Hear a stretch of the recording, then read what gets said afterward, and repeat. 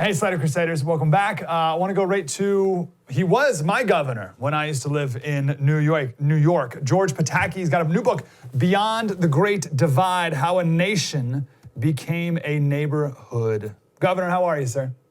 I'm doing great, Mike. Nice being on with you. Nice to have you here. So let's chat about it. I love the idea of a neighborhood. I think we are seeing this. We're feeling this now in the midst of COVID, maybe more than ever, right? We're spending more time at home, more time on our front porches, maybe more time with our neighbors. And I hope people are enjoying that part of it. But you really got to feel it and see it during 9/11 when you were governor. So tell us about the difference. Like, what's the difference between just a nation and then a neighborhood? You know, Mike, that's one of the reasons I wanted to write this book, is to tell that story. You know, there were a great many people on September 10th, before the attacks, who couldn't stand New York. It was this arrogant alien city on the East Coast of America. And after September 11th, the whole country got to see that, hey, you know, they're Americans, they're good people.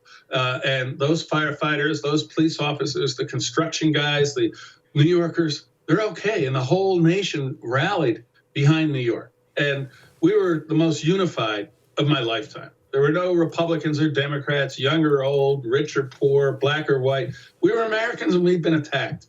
And one of the reasons I wrote this book is because now we're the most divided we've been in my lifetime. It seems that if your lifelong friends think politically different than you can't be friends anymore. And how crazy is this? We learned on September 11th, we're all in it together. And perhaps one of the positives that can come out of this is we learn we're all in it together again. You know, so the things that divide us that seem so important in the face of this really kind of melt away.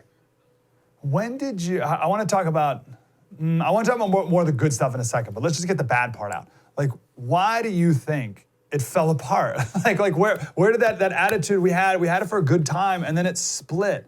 What is it about, either like, was it a particular thing that happened, or do you think it's just human nature, or what was it that made us go back to our Mike, I actually talked about it. I don't think it's human nature. I think a lot of it is leadership. And we were united. And then we had a series of high-profile events in Washington where people lost trust in their leaders. The first, I love President George W. Bush. He's a friend and I like him. But the decision to go into Iraq and to say it's all about weapons of mass destruction, and then to find out years later that Iraq didn't have any, that began the process of dividing the country. And then President Bush lost, and you had Barack Obama come in, and his first big thing is Obamacare. And love it or hate it, but he said at least a dozen times, if you like your doctor, you can keep your doctor. It was untrue. And that gave rise 2 years later to the Tea Party. That was a reaction to our government having failed and lied to us again. So it's failed government leadership is a part of it. But then it's also academia. You know, you have a great academic education, but it seems that between the media and academia, you know, they are almost dictating an ideology that either you follow MSNBC or you follow Fox, and there's no middle ground. And, you know, we can't live that way. Most of the solutions generally are somewhere in the middle. Slater Crusaders, thanks for watching the first on YouTube. If you want more, like, subscribe. We got plenty.